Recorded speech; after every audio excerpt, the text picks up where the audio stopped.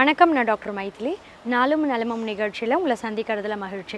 இன்றைக்கி நிகழ்ச்சியில் இந்த மழைக்காலம் பருவகால மாற்றத்தால் ஏற்படக்கூடிய சளி, இருமல், தொண்டை புண்ணு, தொண்டைக்கட்டு, காய்ச்சல் இது மாதிரியான எந்த ஒரு வைரல் இன்ஃபெக்ஷனும் ஏற்படாமல் தடுக்கிறதுக்கும் சரி, இல்லை வந்துடுச்சு அப்படின்னா அதிலேருந்து சீக்கிரமே வெளியே வர்றதுக்கு என்ன மாதிரியான இயற்கை முறையில் நம்ம கஷாயம் செய்து சாப்பிடலாம். வீட்டில் ரொம்ப சுலபமாக நமக்கு கிடைக்கக்கூடிய ஒரு சில மூலிகையை வைத்து எப்படி கஷாயம் செய்யலான்றதை பற்றி இன்றைக்கி நான் நிகழ்ச்சியில் சொல்கிறேன். இந்த கற்பூரவள்ளி செடி அப்படின்றது ரொம்ப முக்கியமான ஒரு விஷயம். கற்பூரவள்ளி இலைகளை வைத்து நீங்கள் கஷாயம் மாதிரி செய்தும் குடிக்கலாம். துளசி கஷாயம் எப்படி செய்கிறீங்களோ அதே மாதிரி கற்பூரவள்ளி கஷாயம் செய்து குடிக்கலாம். இந்த கற்பூரவள்ளி கஷாயம் செய்யறதுக்கு ஒரு 2 இலை எடுத்துக்கோங்க. கற்பூரவள்ளி இலை இதை என்ன பண்ணணும், மிக்சியில் நல்லா அரைக்கணும். ஃபஸ்ட்டு நல்லா க்ளீனாக கழுவி சுத்தம் செய்ததுக்கப்புறம் மிக்சியில் கொஞ்சமாக தண்ணி சேர்த்து நல்லா அரைத்து விழுது மாதிரி எடுத்துக்கோங்க. இதை 2 கிளாஸ் தண்ணியில் போட்டு நல்லா கொதிக்க வைக்கணும். கொதிக்கும் போதே கொஞ்சமாக ஒரு 1/4 டீஸ்பூன் அளவு சுக்கு பொடி, கூடவே ஒரு 1/2 டீஸ்பூன் அளவு தனியா பொடி சேர்த்து நல்லா கொதிக்க வைங்க. கொதித்து கொஞ்சம் கொதி வந்ததும் மிளகுத்தூள் கொஞ்சமாக ஒரே ஒரு சிட்டிகை மிளகுத்தூள் சேர்த்து, ஸ்வீட்டுக்கு இனிப்பு வேணும் அப்படின்னா பனை வெல்லம், அப்படி இல்லைனா பனங்கற்கண்டு ஏதோ ஒன்று சேர்த்து இந்த 2 கிளாஸ் தண்ணின்றது 1 கிளாஸ் அளவு கொதித்து குறைந்து வந்ததும் வடிகட்டி இதை என்ன பண்ணணும், வெதுவெதுப்பான சூட்டில் காலையில் ஒரு 15லேருந்து 20 மில்லி, ராத்திரி அதே மாதிரி காய்ச்சல், சளி, இருமல் இருக்குது அப்படின்னா இரவு நேரத்துலேயும் ஒரு 15-20 மில்லி. நீங்கள் ப்ரிகாஷனுக்கு தான் எடுக்கிறீங்க அப்படின்னா ஒரு நாளைக்கு ஒரே ஒரு தடவை ஒரு 15 மில்லி அப்படின்றதே போதும். இந்த கற்பூரவள்ளி கஷாயம் நீங்கள் எடுத்துக்கலாம். அப்படி இல்லைன்னா நீங்கள் ரசம் வைக்கிறீங்க அப்படின்னா ஒரு 2 கற்பூரவள்ளி இலைகளை அதில் கிள்ளி போட்டுடலாம், அரைச்சி ரசத்தோடு சேர்த்துடலாம். இந்த கற்பூரவள்ளி இலைகள் அப்படின்றது பார்த்திங்கன்னா இப்போ இருக்கக்கூடிய டெங்கு காய்ச்சல் ரொம்ப பரவலாக நிறைய குழந்தைகளுக்கு வந்துட்டு இருக்கு இல்லையா. இந்த டெங்கு காய்ச்சல்லாம் ஏற்படாமல் தடுக்கிறதுக்கு துளசி இலைகளும் கற்பூரவள்ளி இலைகளும் ரொம்ப ரொம்ப உதவியாக இருக்கும். அதே மாதிரி ஆடாதொடை அப்படின்ற ஒரு இலை, இது டெங்கு காய்ச்சல் வந்தவங்களுக்கு அந்த வைரல் இன்ஃபெக்ஷன் வந்துருச்சு அப்படின்னும் போது அவங்களுக்கு பிளேட்டிலெட் கவுண்ட் வந்து ரத்தத்தில் கம்மியாகும்.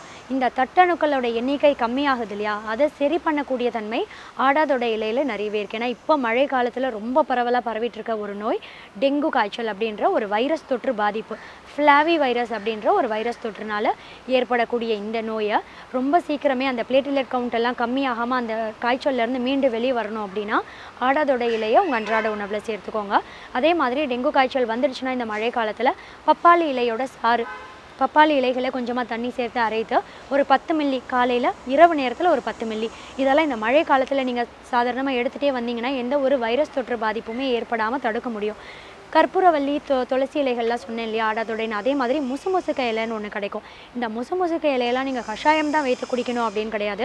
நீங்கள் அடை மாதிரி சுட்டு, இல்லை தோசை சாப்பிட்றீங்கன்னா தோசை மாவில் முசுமுசுக்க இலையை நல்லா அரைத்து தோசை மாவில் சேர்த்துடலாம். இப்படி முசுமுசுக்க இலை தோசை, அடை மாதிரிலாம் செய்து சாப்பிட்றதும் எந்த ஒரு வைரஸ் தொற்று பாதிப்பு ஏற்படாமல் தடுக்க முடியும். இப்போது எக்ஸ்டர்னல் அப்ளிகேஷன் குழந்தைகளுக்கெல்லாம் பார்த்திங்கன்னா குறிப்பாக நெஞ்சு சளி அதிகமாக வருது, காய்ச்சல், வறட்டு இருமல், சளி இதெல்லாம் வருது இல்லையா. இப்படி இருக்கும்போது குழந்தைகளுக்கு எக்ஸ்டர்னலாக என்ன அப்ளை பண்ணலாம் இயற்கையான முறையில் அப்படின்னா, குழந்தைகளுக்கு கற்பூராதி தைலம் அப்படின்னு கடைகளில் கேட்டிங்கன்னா கிடைக்கும். இந்த கற்பூராதி தைலத்தை வாங்கி கொஞ்சமாக சூடு பண்ணி வெதுவெதுப்பான சூட்டில் தொண்டை பகுதியிலேருந்து நெஞ்சு வரைக்கும் ஃபுல்லாக நல்லா தேய்த்து ஒரு 5 நிமிடம் நல்லா தேய்ச்சிட்டு அப்படியே விட்டுருங்க. இரவு நேரத்தில் தூங்க போகிறதுக்கு முன்னாடி தேய்ச்சிட்டு அப்படியே விட்டுடலாம். நெஞ்சு சளி இருந்ததுன்னா அந்த ஃப்ளெம் எல்லாத்தையுமே கரைத்து வெளியேற்றம் செய்யும். செஸ்ட் கன்ஜெஷனை சீக்கிரமே கிளியர் பண்ணக்கூடிய தன்மையும் கற்பூராதி தைலத்தில் நிறையவே இருக்குது. இதை வெளியில் கடைகளில் வாங்காமல் நீங்கள் வீட்டிலேயே கூட எப்படி செய்யலான்னா, கொஞ்சம் தேங்காய் எண்ணெயை நல்லா சூடு பண்ணுங்கள். சூடு பண்ணிவிட்டு அடுப்பை ஆஃப் பண்ணதுக்கப்புறமா அந்த தேங்காய் எண்ணெயில் கொஞ்சம் கற்பூரத்தை அப்படியே பொடி பண்ணி போட்டுருங்க.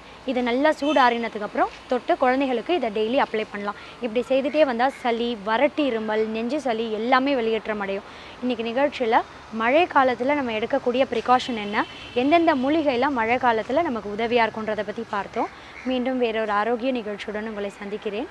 நன்றி கூறி விடைபெறுவது டாக்டர் மைதிலி.